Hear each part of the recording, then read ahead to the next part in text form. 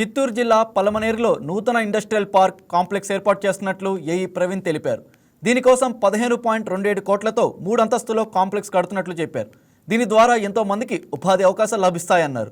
నిరుద్యోగ యువత ప్రభుత్వ వెబ్సైట్స్ ద్వారా ఉపాధి పొందవచ్చంటున్న ఏఈ ప్రవీణ్తో మా special correspondent Shivakumar face to face. అందరికీ నమస్కారం. Welcome to YK TV. నేను శివకుమార్.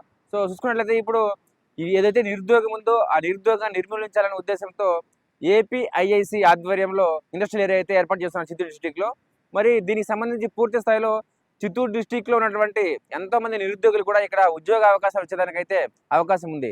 మరి పూర్తి స్థాయిలో ఇది ఎన్ని ఎకరాల్లో ఇండస్ట్రియల్ ఏరియా ఏర్పాటు చేస్తున్నారు, ఇక్కడ ఎటువంటి కంపెనీలు రాబోతున్నాయి, అదేవిధంగా ఇక్కడికి వచ్చే కంపెనీలకు సంబంధించి ఆ ఉద్యోగ అవకాశాలు ఏ విధంగా తీసుకోవాలనే అంశం పైన ఇక్కడ మనతో మాట్లాడని చాలా మంది ఉన్నారు. వాళ్ళతో మాట్లాడే ప్రయత్నం చేస్తాం. సో దానిలో భాగంగానే ఇప్పుడు చిత్తూరు జిల్లాకు సంబంధించి మెయిన్గా ఏదైతే నేషనల్ హైవే ఉందో Tirupati to Bengaluru national highway ఉన్నటువంటి ఈ పలమనేరు సమీపంలో ఇండస్ట్రియల్ ఏరియా అయితే ఏర్పాటు చేస్తున్నారు. ఎందుకంటే ఇటు చూస్తే కర్ణాటక, అటు చూస్తే తమిళనాడుకి మధ్యలో బార్డర్ ఉంది కాబట్టి ఇక్కడైతే ఏర్పాటు చేయడం జరుగుతుంది.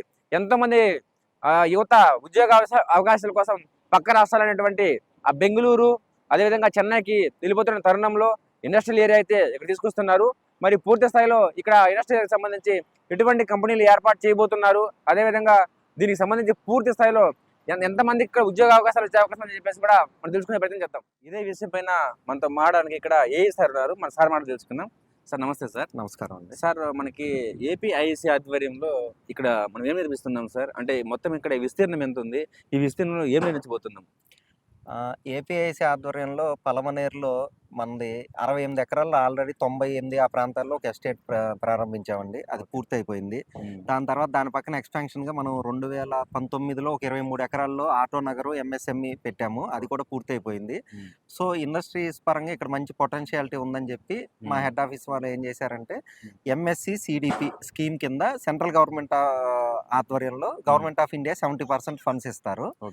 30% మనం ఏపీఐసి వాళ్ళు చేసుకుని షేరు మొత్తం 15,27,00,000తో ఇక్కడ ఒక ఎఫ్ఎఫ్సిని ప్రపోజ్ చేయడం జరిగిందండి. ఓకే సార్, అంటే ఇక్కడ దీనికి సంబంధించి పూర్తిగా ఈ కాంప్లెక్స్ ఏదైతే ఉందో దీని మొత్తం అంటే ఎన్ని ఫ్లోర్లు నిర్మించబోతున్నాము, ఎలా నిర్మించబోతున్నాము? G+2 అండి.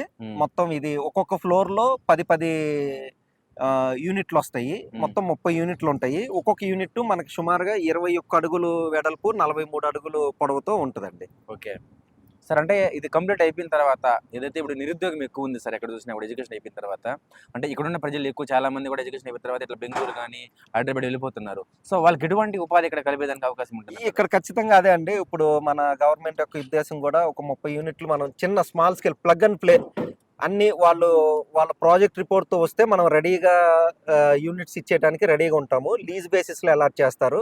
సో అలాట్ చేసిన 30 యూనిట్లు అంటే వస్తే గణనీయంగా గ్యారంటీగా ఖచ్చితంగా కొంత నిరుద్యోగ యువతకి బయటికి వెళ్లకుండా ఇక్కడ ఉపాధి లభించే అవకాశాలు మెరుగవుతాయండి. ఓకే, అంటే ఈ కాంప్లెక్స్ కంప్లీట్ అయిపోయిన తర్వాత దీనికి సంబంధించి రూములకి ఎవరైనా అప్లై తీసుకోవాలనుకున్నా ఎట్లా ప్రాసెస్? మన APIC.in మన వెబ్సైట్ ఉందండి. ఆ వెబ్సైట్లోనే వాళ్ళు ప్రాజెక్ట్ రిపోర్ట్ అప్లోడ్ చేశారంటే ఎవాల్యుయేషన్ కమిటీ వాళ్ళు డెసిషన్ తీసుకుంటారు దాని మీద. ఓకే, అప్పుడు వాళ్ళు పెట్టిన దాన్ని బట్టి వాళ్ళు డెసిషన్ తీసుకుని వాళ్ళకే డైరెక్ట్ సింగిల్ విండో పోర్టల్లో వాళ్ళకి వివరాలు అందజేస్తారు. ఓకే సార్, అంటే నిరుద్యోగంలో ఉన్నటువంటి ఎవరైనా కానీ ఆ గవర్నమెంట్ తరపున వాళ్ళు ఓన్గా కంపెనీలు నిర్మించుకోవాలన్నా లేకపోతే వచ్చేసుకోవాలన్నా ఎట్లుంటుంది సార్ ప్రాసెస్? దానికి సంబంధించి చాలా ఈజీగా ఉంటుందండి. చెప్పాను కదా సింగిల్ విండో ప్రాసెస్ అని. వాళ్ళు చేయాల్సిందల్లా వాళ్ళు ఏం పెట్టదలుచుకున్నారు వాళ్ళ ప్రాజెక్ట్ రిపోర్ట్తో కనుక ముందుకు వస్తే ఖచ్చితంగా అది ఆన్లైన్ మొత్తం.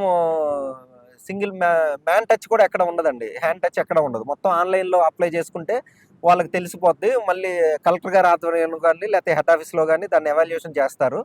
దాన్ని బట్టి అలాట్ చేస్తారండి యూనిట్స్. ఓకే సార్, అంటే మీరు ఇదివరకు నిర్మించిన ఇండస్ట్రియల్ ఏరియాలో మొత్తం ఎన్ని కంపెనీలు ఉన్నాయి సార్? దానికి సంబంధించి ఏం వర్క్ నడుస్తుంది ఇక్కడ? ఆల్రెడీ ఉన్నట్లో చాలా ఉన్నాయండి. రోబో తయారీ కేంద్రం ఒకటి పెట్టారు, ఫుడ్ ప్రాసెసింగ్ పెట్టుకున్నారు. ఎక్కువగా ఆటో నగరు సుమారుగా 150 ప్లాట్లలో ఆటో నగర్ యూనిట్లు రన్ అవుతున్నాయండి. ఆటోమొబైల్ సంబంధించి రన్ అవుతున్నాయి. ఇంకా ఫుడ్ ప్రాసెసింగ్ యూనిట్లు ఉన్నాయి. తర్వాత పాత ఎస్టేట్ లోకి వచ్చేసరికి ఇవి నెట్ వైర్ మెష్ తయారీలు అవి ఉన్నాయండి. మొత్తం ఫుల్ అయిపోయి ఉన్నాయి. మొత్తం దగ్గర సుమారుగా 280-290 ప్లాట్లు మనం ఎలా చేసామో అన్ని రన్నింగ్ లో ఉన్నాయండి.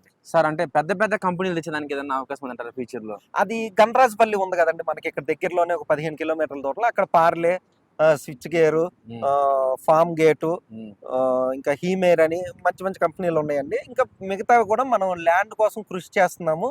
ల్యాండ్ దొరికితే ఖచ్చితంగా పెద్ద కంపెనీలకు కూడా మనం ఇవ్వడానికి వెసులుబాటు కలుగుతుంది. ఓకే సార్, అంటే ఫైనల్ గా ఈ ప్రాంతంలో ఉన్నటువంటి నిరుద్యోగులకి మీరు ఏం చెప్పాలనుకుంటున్నారు? అంటే నేను చెప్పే అంత ఇది కాదు, కానీ అయితే వాళ్ళు బాగా చదువుకుని ఎప్పటికప్పుడు దానికి మారిపోతున్న ట్రెండ్కి అనుగుణంగా అప్డేట్గా ఉంటే ఖచ్చితంగా వాళ్ళకి మంచి అవకాశాలు దొరుకుతాయండి. Okay, thank you sir. Okay. చూసుకున్నట్లయితే దీనికి సంబంధించి మొత్తం ఇండస్ట్రీ ఏదైతే ఉందో ఇక్కడ పూర్తి స్థాయిలో అన్ని రకాలైనటువంటి కంపెనీలు కూడా తెచ్చేదానికి అవకాశం ఉంది. ఇప్పటికే కొన్ని కంపెనీలు ఇక్కడ ఏర్పాటు చేయడం జరిగింది. ఏదైతే ఆ రోబోటిక్ ఉందో దానికి సంబంధించి ఆ కంపెనీ కావచ్చు, చిన్న చిన్న మిస్ తయారీ కంపెనీలు కూడా కావచ్చు, అన్ని కూడా ఇక్కడ అందరికీ అందుబాటులో ఉన్నాయని చెప్పి కూడా సార్ మాటల్లో మనం తెలుసుకోవడం జరిగింది.